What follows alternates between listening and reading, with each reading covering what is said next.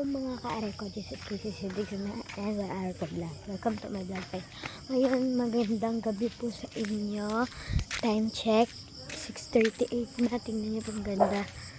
Ayan, may pasok pa ako bukas ngayon. Puntahin natin si daddy. Ngita mo ng 5 piso daw po. Kasi, pang ano daw po ni daddy. Pang, alam niyo na guys.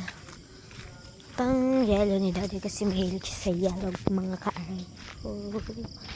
Siya dito kaya nandito dyan sa mga payagire. OMG, gabing-gabi na. Uy!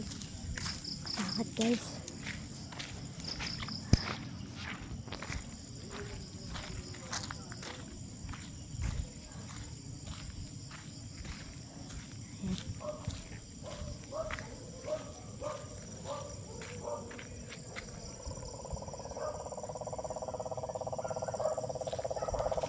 Ayan.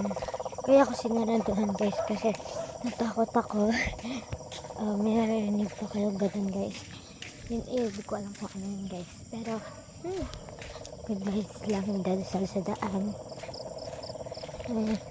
First time ko lang dumaan dito na napakadilim guys.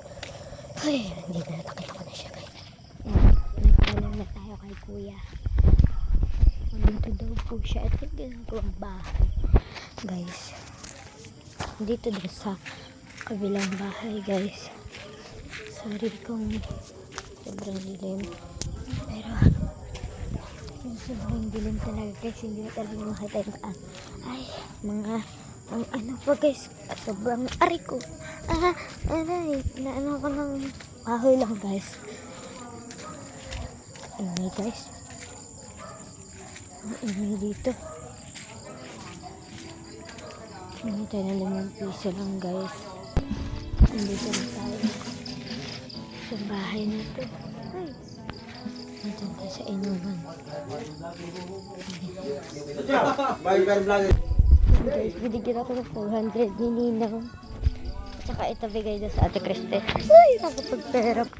Yan, babalik na tayo sa atin. Uwi na tayo ng 500. Thank you po sa Ninong ka.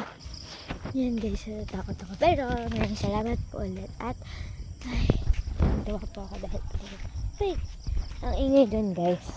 Pero parang biyaya din to. Ay, thank you again for this money.